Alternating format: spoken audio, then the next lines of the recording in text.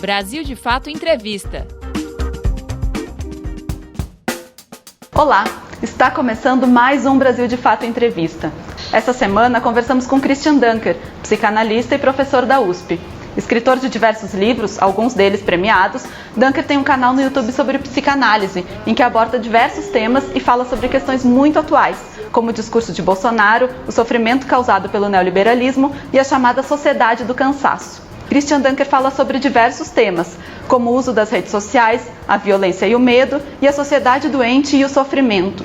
Ele também classifica o presidente Jair Bolsonaro como um tirano solitário, isolado em sua ideia de poder, e comenta sobre o que leva parte da sociedade a apoiar o presidente.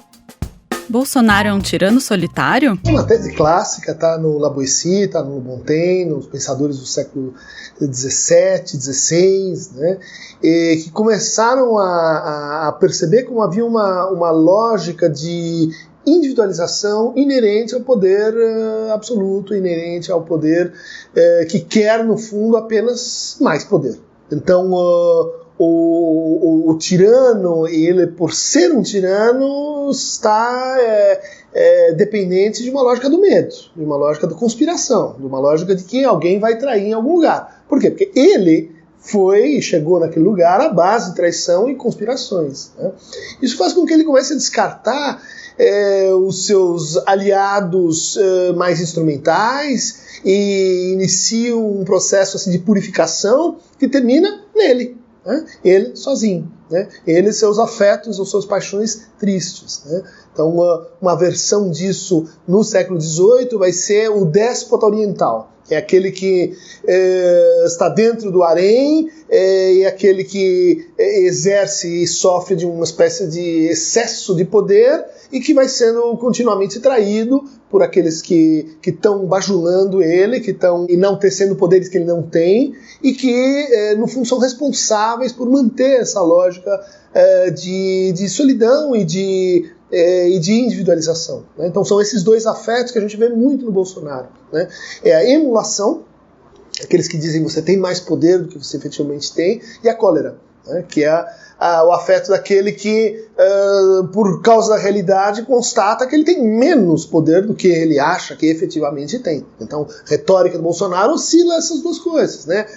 Ele se dobrando ao Trump, ele se dobrando às instâncias assim de militares do passado, inclusive, e do outro lado, né, encolerizado porque ele percebe que ele no fundo é impotente, né?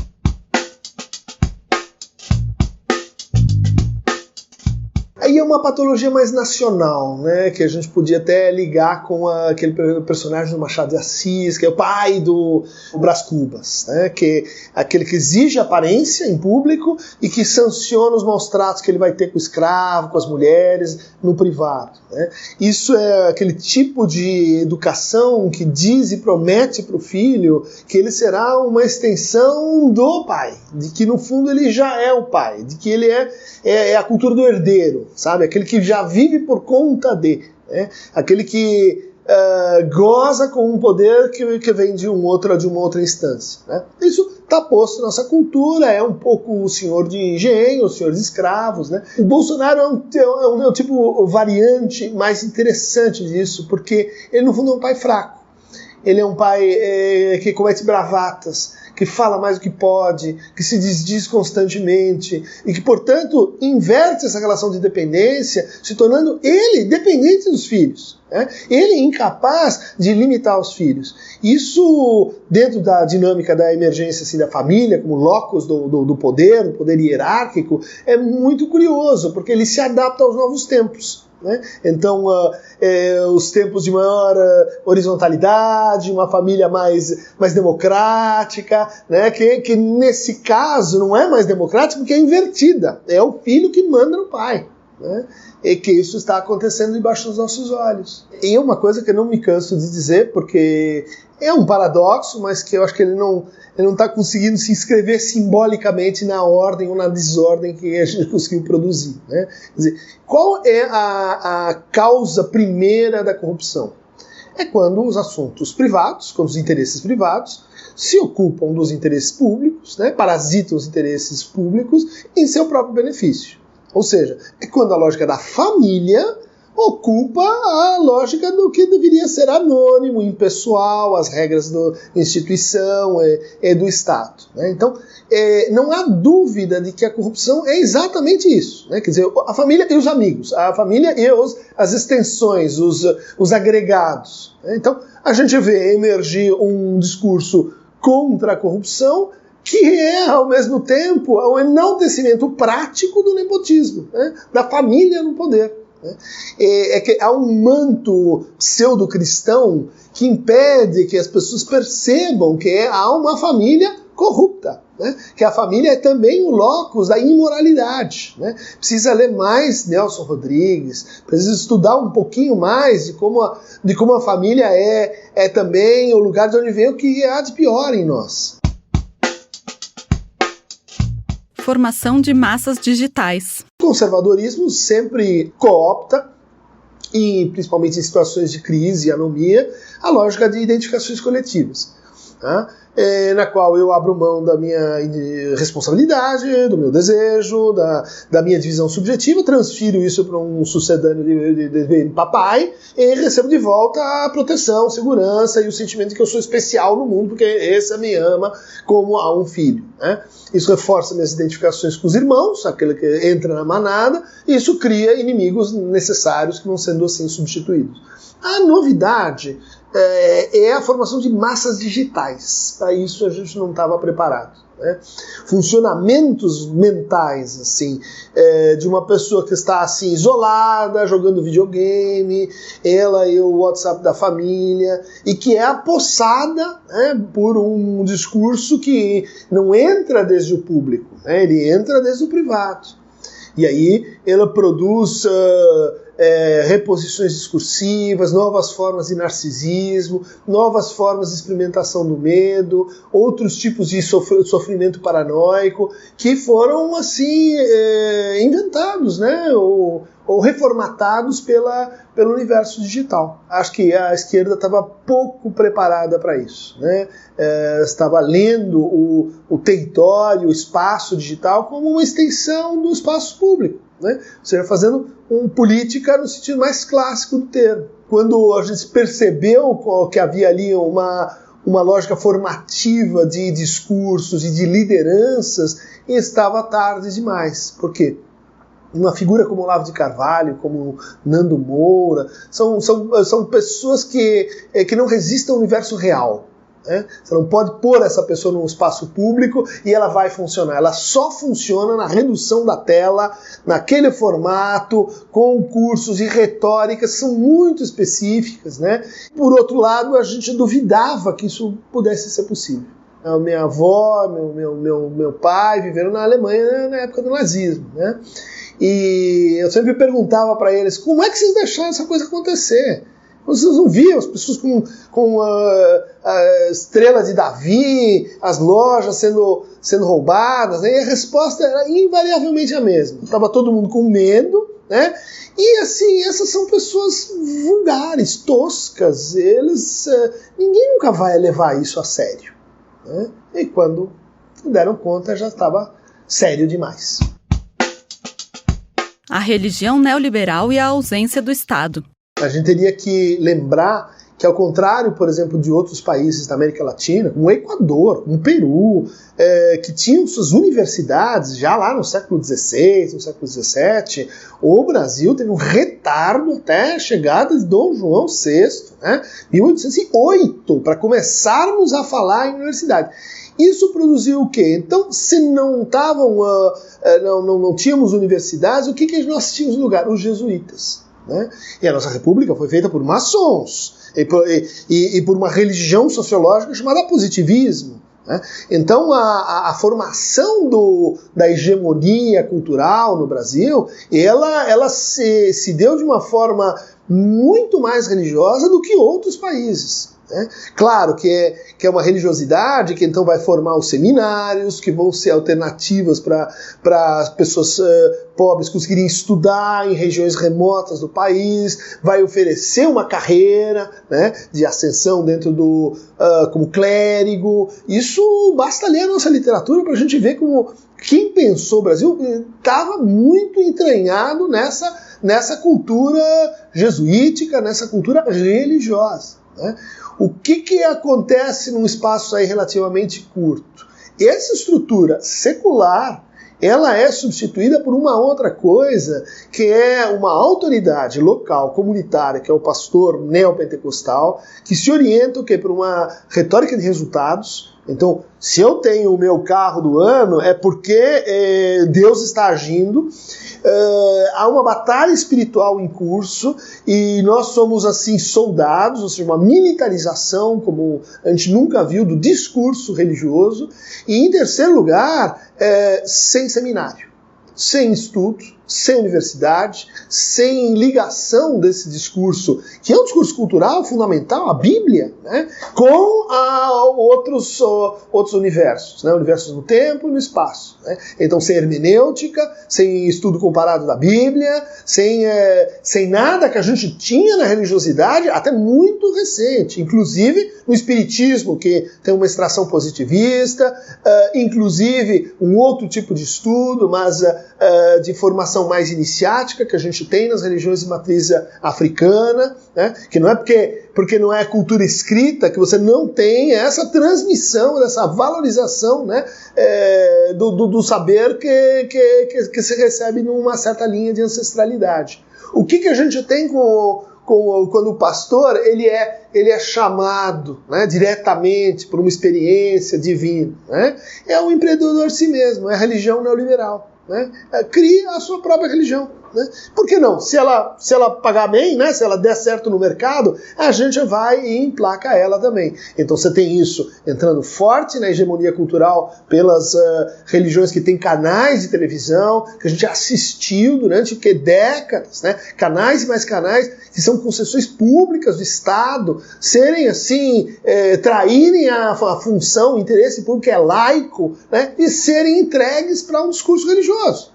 Daí, de repente, quando a gente se dá conta, é tarde demais. Por quê? Porque isso foi desfaçatez, isso foi displicência com a cultura, no sentido de que era possível ter feito outra política cultural. Um fato que a gente não pode negar nem desconhecer, que a emergência do universo evangélico neopentecostal cobriu a ausência do Estado. Ali onde o Estado não chegava, isso foi uma organização espontânea dentro dos guetos, dentro dos condomínios, dentro das comunidades isoladas e que, portanto, fazem uma função de tratamento do sofrimento e de rede de apoio em termos de educação, de saúde e de moralização de espaços onde as vidas podem se tornar erráticas, né? Então, o que acontece?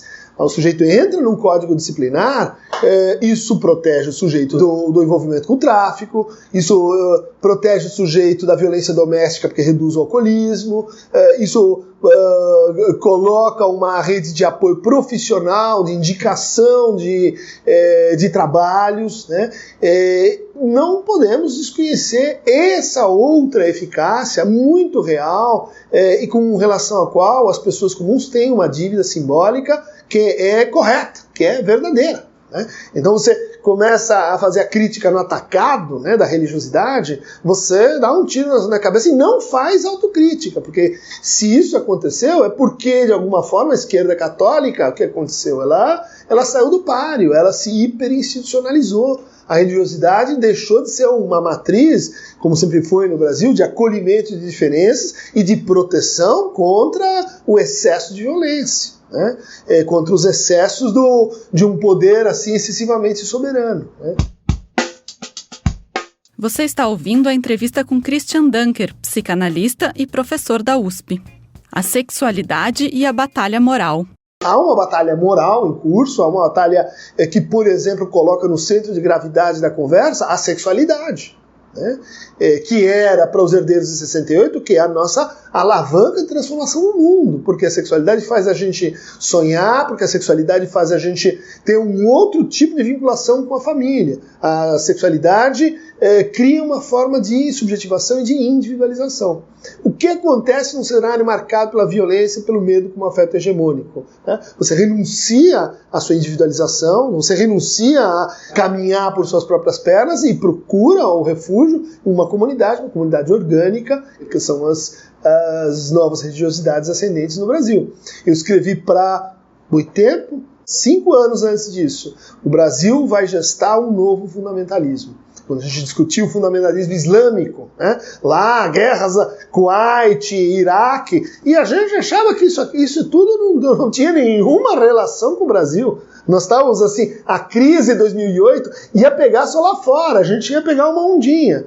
Erro técnico, político, estratégico e tático. Mas isso é uma tática clássica, né? Quer dizer, você incitar, você dar visibilidade para o demônio. Né? Pensa no que é a mulher para a retórica da Inquisição. Né? Você tem que escrever livros e livros sobre como a mulher está no pacto com o demônio, veja como ela é ardilosa, veja como ela engana. A verdadeira repressão ela não funciona assim, silenciando completamente. Ela puxa, quando aquilo vem, o martelo a coloca para baixo, porque permite que cada um localize aquilo em si e opere uma mais de recalcamento, uma renúncia dobrada das suas aspirações de satisfação. Agora, o que nós não estamos falando e que é urgente é que isso tem um preço, chama-se culpa. Culpa, ela acaba com a vida das pessoas, ela torna as vidas das pessoas pobres, ela torna os laços assim atormentados. Só que se esse seria um instrumento para fazer girar o excesso de disciplinaridade das religiões, do outro lado a gente encontra uma esquerda excessivamente culpada. Né? Uma esquerda onde o afeto também é a culpa. Né? O afeto é também a culpa por ser da classe média, por ter estudado, por ter lido Marx, por não ser negro, por não ser mulher, por não ser LGBT e assim por diante. Né? As pautas identitárias não têm nada intrinsecamente desfavorável, mas elas se tornam assim regressivas quando colocam no seu horizonte a culpa como afeto fundamental. Nós vamos voltar aqui a uma discussão dos anos 50, uma discussão do início assim, da psicanálise como dispositivo, assim, discurso social. Né? Chega de culpa. Né? Agora, onde é que você vê esse discurso? Quem é que está falando isso? São só os pancadões e o funk, né? Que, enfim, consegue fazer uma alternativa a isso, mas é uma alternativa de difícil contextualização política. Né?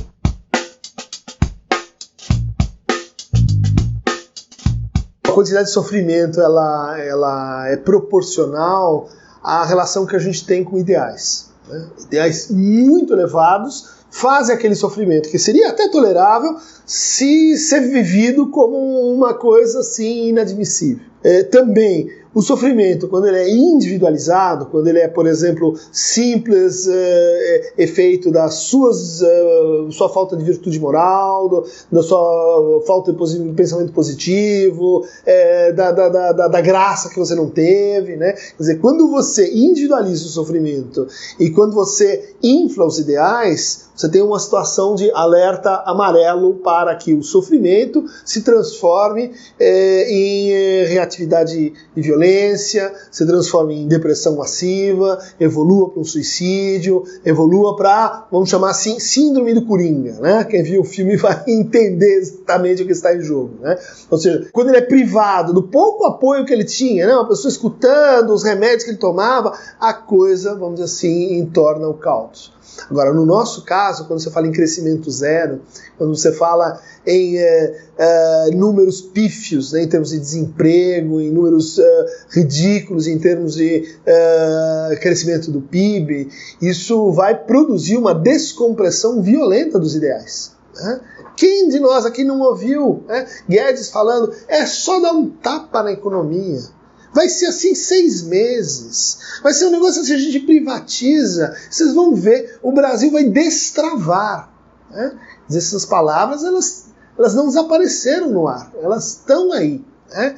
E as pessoas ligam suas televisões todo dia e percebem que golpe, do golpe, do golpe, um dentro do outro, né? Quer dizer, elas não vão virar assim, estava errado, fui enganado pelo bobo. Não é assim, elas vão se recolher, mudar de assunto, achar que, isso aí é intriga da oposição, e isso vai produzindo um ressentimento ou uma transformação, né, de uma outra natureza na relação com ideais, na relação com a política, na relação com ídolos, né, a vida real ela pode demorar, mas ninguém vive em estado de massa, é cansativo, tempo suficiente para conseguir manter-se enganado e à prova da realidade indefinidamente. Violência e medo. A gente tende, né, a tentar bloquear esse discurso da violência com o discurso da paz, né? E que é super importante, é o discurso do desarmamento. Mas, de certa forma, este discurso, ele conta com a posição da paz e dos direitos humanos, como um discurso, como um contradiscurso, como um discurso complementar, que no fundo, assim, não é viril o suficiente, é covarde, é o discurso dos artistas, né? Quer dizer, é o passivismo como uma espécie, assim, de inautenticidade. A vida real, a gente sabe como é violência. Né? Então, vem essa turma falando essas coisas, eles são mentirosos. Né?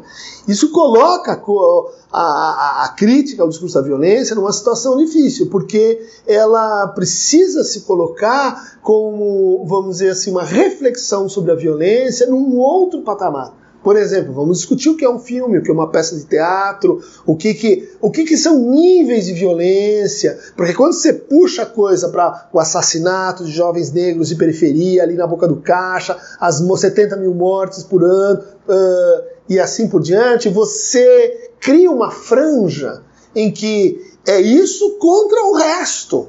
Todo o resto ficou igualzinho, né? Isso não é bom. Para a gente na psicanálise não repudia os sentimentos hostis. O recalque da sexualidade é também o recalque da agressividade que existe em cada um de nós. O fascismo ele só funciona porque ele também recalca a tua capacidade de ser agressivo e hostil com aquilo que você sabe que merece ser objeto da tua agressividade. A questão é como é que você vai fazer isso. Quando você tem alguém vamos dizer assim, extrapolando os meios, essa franja de resistência, ela é assim neutralizada, mas ela pode ser recuperada. Ela pode ser recuperada pelo que eu chamo de uma oneiropolítica, né? Que é a ultrapassagem dessa oposição entre necropolítica, a política da morte, do vamos acabar com os inimigos, né? Vamos purificar o país, tira as pessoas que estão a mais, e do outro lado vamos fazer o quê? Nós vamos voltar para a biopolítica. Então, para as populações, e como que a vida é manipulável. Né? Tem uma terceira alternativa, que é a oneiropolítica, e ela envolve, sim, a possibilidade da gente responder com violência. No atacado, uma primeira resposta, isso vem da crise do neoliberalismo. Tá? A gente ainda está tendo em vista que o neoliberalismo é um grande inimigo, é uma forma de produção que cria vidas feitas às pressas, vidas que a gente que são matáveis, né? Mas o que está ficando mais claro é que o neoliberalismo deu errado. As políticas de austeridade deram errado na Grécia, na Islândia, em Portugal, elas deram errado genericamente. Né? Isso produz um vácuo que a política não suporta. Isso produz tentativas de reparação, de correção de rota, que é o quê? É Trump falando como nacionalista, dizendo eu vou defender e subsidiar o meu Estado contra o mundo. O que é isso, rapaz? Há 4 anos, cadê a escola de Chicago dizendo o Estado não se meta, subsídios não, deixa a mão invisível no mercado. Esquecemos? Isso é crise do neoliberalismo. Então, nessa crise, como você não tem, de fato, uma alternativa imediata à altura, emerge as soluções do baú da vovó, né? Você vai buscar lá fascismo, você vai buscar, uma tentativa de suturar essa crise gerada pelos ideais que você incorporou, que todo mundo incorporou. Né? Quer dizer, vamos jogar esse jogo por essa regra, deu errado, o que eu faço agora? Eu jogo pela da oposição? Não, eu vou voltar no passado mítico, né, no passado arqueológico, dessa forma de pensar. Hiperindividualização, financiarização, monopolismo, no fundo tudo isso aplicado a uma espécie de supercondomínio. Nós contra a APA. Você acabou de ouvir a conversa com Christian Dunker, psicanalista e professor da USP. Para conferir mais entrevistas como essa, acesse o Brasil de Fato Entrevista no Spotify ou inscreva-se no nosso canal no YouTube para receber as notificações. Apresentação, Cris Rodrigues. Entrevista, José Eduardo Bernardes. Edição, Vanessa Nascimento e André Paroche. Coordenação, Camila Salmásio e José Bruno Lima. Direção, Beatriz Pasqualino e Nina Fidelis. Brasil de Fato Entrevista.